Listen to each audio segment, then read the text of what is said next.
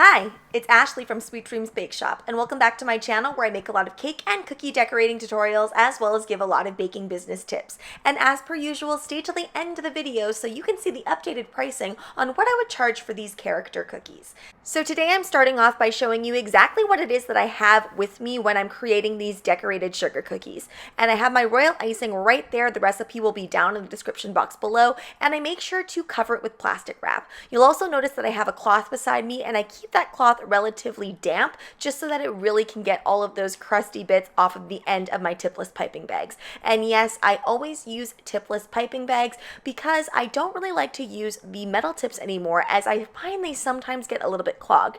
If I ever get a clog with these tipless piping bags, I can push it out really easily. In the beginning, I used to deal a lot with clogs. Now I find it doesn't happen nearly as often. And if you're finding that your royal icing is clogging up a lot, you might want to try sifting those dry ingredients first.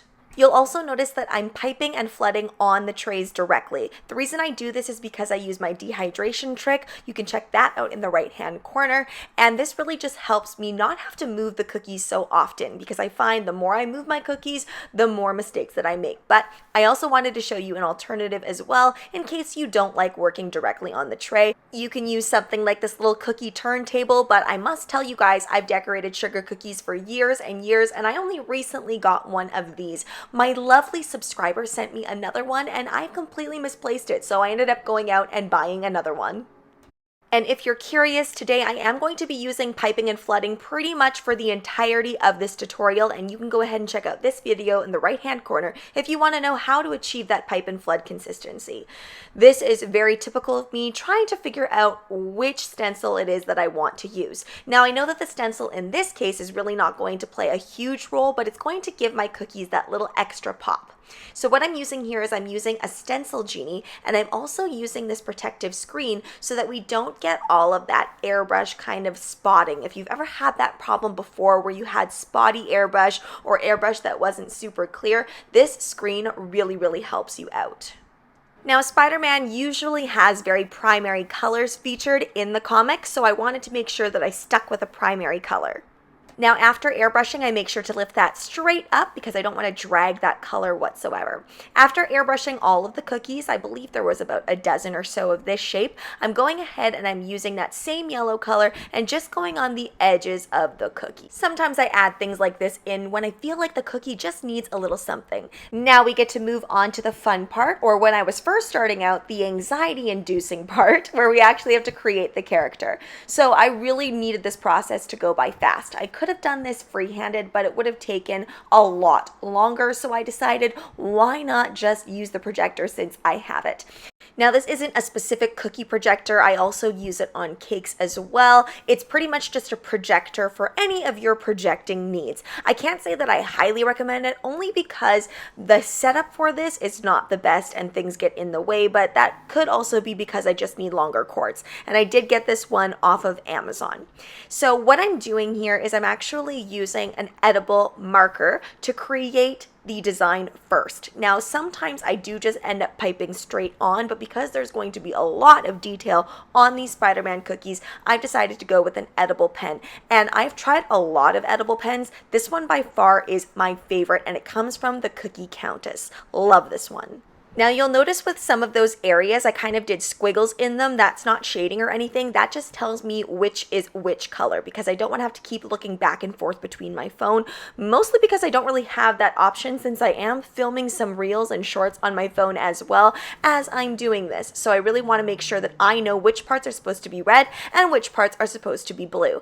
Now, when I'm piping this, again, I'm using that pipe and flood consistency in order to achieve that puffy icing look rather than kind of that outline with the indented look, which I've used for many years, but I prefer this look instead. You really need to use pipe and flood consistency and make sure that you outline it, but then you fill it right away. That's what's going to give you that puffy consistency.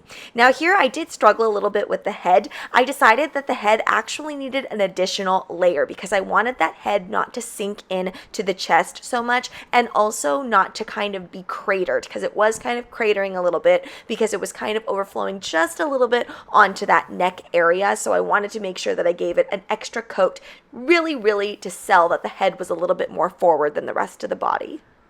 Now, going back to discussing that dehydration trick, if you don't have an oven or a dehydrator, you will have to just let these layers dry organically. And it really, really is important that you let them dry enough so that the icing is opaque. You don't want it to be shiny. If it's still shiny, then what's going to happen is when you add in your next layer, it's all just going to meld together. And what I used to always do was I would kind of put everything all in one layer, and then I would go in with the lines afterwards with a really, really thick icing consistency. Now, there's nothing wrong with doing that. It's just not my style anymore. And I know I say this a lot, but in case you guys are new viewers here, I'll say it again. Really, decorating sugar cookies is a series of knowing which decorations are supposed to come first and what you're going to layer first, and then letting them dry and then going ahead and filling the rest in. Now we're finally at the part that I really enjoy, and that is adding in all of these black details. There's something really fun about doing comic book inspired things because I find that the black is very forgiving, and if you make a little dot or mistake here like I did by that foot there, you can just kind of make it part of the comic look. Now, for all of these black details, I did thicken up the consistency just a little bit by adding about a tablespoon of meringue powder and a little bit of icing sugar as well. I felt like these large ones were a little bit empty looking, so I decided to add my son's name in here. Again, using all of the same techniques that I previously used by outlining it with that Cookie Countess edible pen and then going in with pipe and flood consistency on the lettering. Now, how do you decide whether you're going to use thickened up piping consistency or if you're going to use pipe and flood consistency? It really depends. Do you want your lettering to sit nice and flat? Then you're going to want to use the pipe and flood consistency. But if you want it to be showing lines or something like that, then you're going to want to use that piping consistency that's nice and thick.